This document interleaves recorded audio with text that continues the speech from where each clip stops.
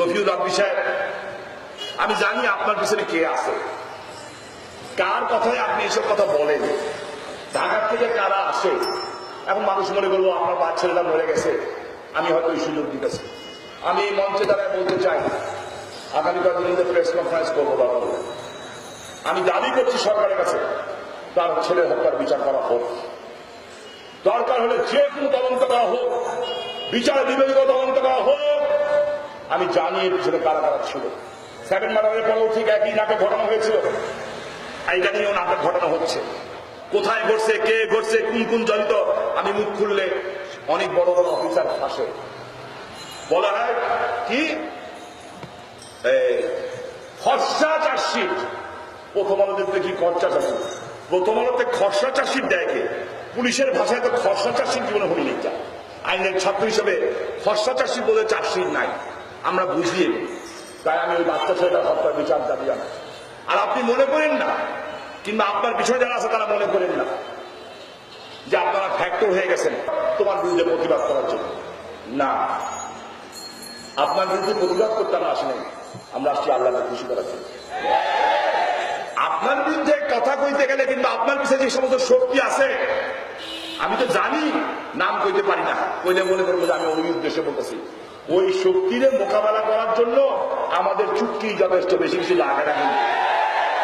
সমস্যা হচ্ছে আওয়ামী লীগ করি, হাত পা বাঁধা এমপি, দলের পরিচয় যদি ছেড়ে দেয় আর দলের কারণে যদি নেত্রী বদনাম হয় যদি ছেড়ে দেয়, নারায়ণগঞ্জে মানুষের পায়ের তলে পড়ে মারা যাবেন, কিন্তু ওইটুকু ক্ষমতা আমাদের আছে ইনশাআল্লাহ।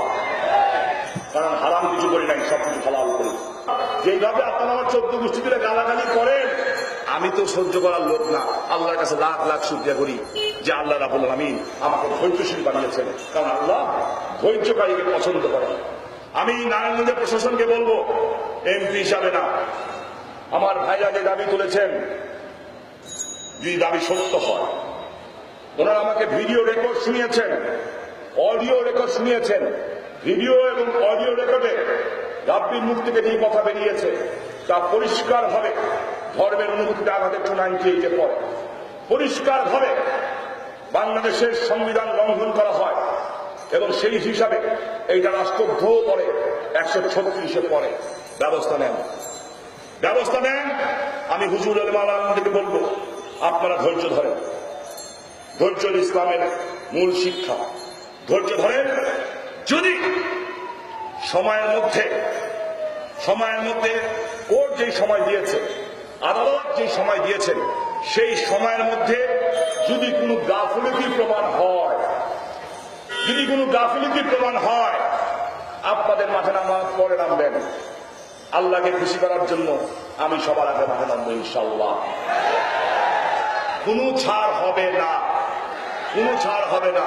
আমি ওলেমা আলেমদের কাছে একটা চাই, আল্লাহকে সাক্ষী রেখে, আপনারা কি যে বিসমিল্লাহির রহমানির রহিমকে নিয়ে এই কুটুক্তি করেছে তার বিচার চান কি চান না? আমি জোরে শুনতে চাই, চান কি চান না? ইনশাআল্লাহ আল্লাহর নেক বান্দা যখন বলতে চায়, বিচার অবশ্যই নারায়ণগঞ্জের মাটিতে হবে। সকলকে ধন্যবাদ। আপনি ধর্ম মানবেন না, সেটাও আপনার ইচ্ছা, কিন্তু আপনি আমার ধর্মে তো আঘাত করতে পারেন না। আপনাকে তো এই অধিকার দেওয়া হয় নাই। কি মসজিদের ইমাম সাহেব সহি কথা বলেছেন। একজন আইনজীবী হিসাবে আমি জানি, এই ধারাতে রাষ্ট্রের সৃষ্টি নিয়ে যদি কেউ কথা বলে, মুক্তিযুদ্ধের ইতিহাসকে যদি কেউ বিকৃত করে, রাষ্ট্রের সৃষ্টি নিয়ে কথা বললে এইটা রাষ্ট্রদ্রোহী মামলা 136 নম্বরে পড়ে। আর আল্লাহর কালাম নিয়ে যদি ধর্মীয় অনুভূতি যদি আঘাত করে, তাহলে সেটা 298-এ পড়ে। আমার মনে হয় নারায়ণগঞ্জের পুলিশ বাহিনী এবং জজ সাহেবরা সেটা জানেন। এই বিচার হওয়া উচিত। কিন্তু ইসলামের বিরুদ্ধে কথা বলে পার পাবেন না, কারণ বাংলাদেশের প্রধানমন্ত্রী হচ্ছে শেখ হাসিনা।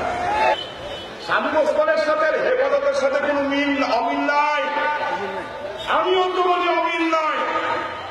আমি নিজেও বলি, রসুলের নামে কথা বলে আমার গায়ে লাগে, রসুলের নামে কথা বলে তারও গায়ে লাগে, বিসমিল্লাহ নিয়ে কথা বললে তারও গায়ে লাগে, বিসমিল্লাহ নিয়ে কথা বললে আমারও গায়ে লাগে। কিন্তু থাকবে।